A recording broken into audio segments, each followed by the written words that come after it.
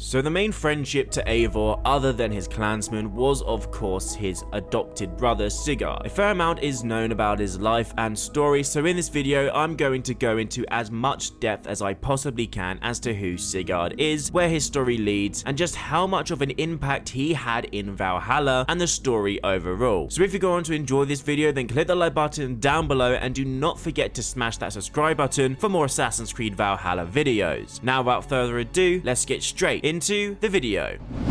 Sigurd Styrbjorn's son was the son of King Styrbjorn of Fornburg. The husband of Randvi, he was also the older brother of Eivor, who was adopted by Styrbjorn at the age of 9 following the death of her parents Rosta and Varin. He is also the reincarnation of the Isu Tyr, the Norse god of war and justice. While his sister raided the lands of southern England, Sigurd embarked on a journey to raid the lands in the east. While in Constantinople, Sigurd met and befriended the hidden one Basim ibn Ishaq, learning many of the organization's customs. In 872 AD, Sigurd returned home along with Basim, who then gifted the hidden blade to Eivor. Sigurd, as previously mentioned, was born as the son of King Styrbjorn in Fornburg in 842 AD. Now when we first meet Sigurd is actually whilst playing as a younger Eivor at a feast. This feast is a time of celebration and welcoming as the two Viking clans welcome each other as one. Then suddenly Fornburg is attacked by the army of Jotve the Cruel. During this battle, teenage Sigurd took down many of Jotve's men, already showcasing just how well of a fighter he already was at a young age. He manages to save Eivor and escape, but before they manage to get completely clear, they are knocked down off their horse by a rogue arrow. The next time we see Sigurd is when he returns from his travels around the world. You see, circa 870 AD, Sigurd went on a voyage that lasted 2 years, during which he traveled through Kaivan Rus and Kazar Kakine before settling down in Constantinople to reset and resupply, or so he claimed publicly. During his time in Constantinople, he met and befriended two hidden ones from the Abbasid Caliphate, Basim and Haytham, the former of whom took a liking to Sigurd due to his charisma. He later sailed to Rome and Africa, where Basim and Haytham acted as his guides and bestowed upon him a hidden blade. This hidden blade he of course then gifted to none other than his sister Eivor. As you progress through the story of Valhalla, Sigurd's own journey starts to unwind. You see, during his time traveling around the world with Basim, he started to undergo a kind of change that could only happen within Assassin's Creed lore. He has precursor blood / the genomes within him, and more specifically, he is the reincarnation of the Isu Norse god known as Tyr. Tyr was an Isu later associated as the Norse god of war, justice, diplomacy, and peace, who sacrificed his arm to help Odin conquer and bind Fenrir. Formerly the Assyrian warlord, Tyr lost his position when Odin defeated him in a battle of martial skills. Fairly conceding defeat, Tyr accepted his new role as a loyal lieutenant to Odin. The All-Father rewarded his trust with making Tyr his confidant and chief lawgiver. As the Great Catastrophe approached, Tyr and the other Norse gods uploaded their DNA data into Yggdrasil, then to be later distributed into the human gene pool. And years later, in 842 AD, Tyr was successfully reincarnated as Sigurd Styrbjornsson. You see, throughout the game, Sigurd knew exactly what he was and where he needed to go, but keeping this a secret from Eivor truly tarnished part of their relationship. During the game, Sigurd gets captured by the Templar known as Folke. During his time with her, she tortured him to such an extent that he was able to unlock a plethora of knowledge and visions, letting him see his own potential and just remembering his true role as Eivor's right-hand man, just as Tyr was Odin's. Whilst being tortured, he also lost his arm, history always having a way of repeating itself. Nearing the end of the game, Sigurd takes Eivor to the north of Norway, where he shows her this great Isu structure. Here Sigurd explains that beyond this life there is another, one that they could both travel to and live in Valhalla forever. They are then strapped into this Isu machine and transported into a land of endless slaughter. Endless battle and mead is Sigurd's version of paradise, but as Eivor discovers, it's not the perfect heaven that they both need. Sigurd tries to conjure up Eivor's father as a gift to her, but it's not real. It's just a simulation in which Sigurd can control. They both agree to leave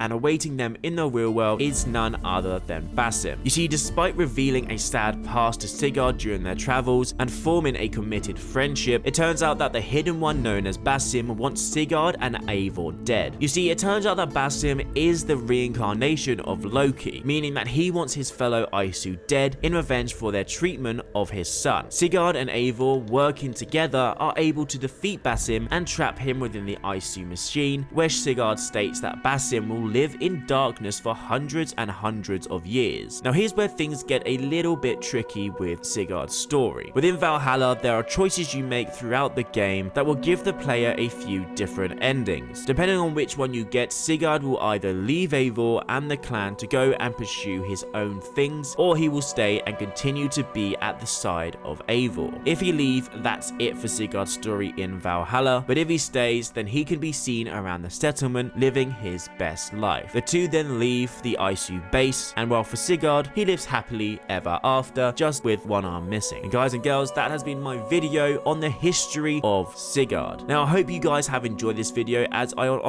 tried to be as informative as I could with what was on offer within the game and the outside lore of the franchise. Also, I'd like to remind you that I'm going off the Assassin's Creed Norse lore, not the Norse mythology that is within the real world, so there are going to be some huge differences, of course. Now I hope you all have enjoyed this video. If you have, click the like button down below and do not forget to subscribe for more awesome Assassin's Creed content. I hope you all have an amazing day, and I'll see you in the next video.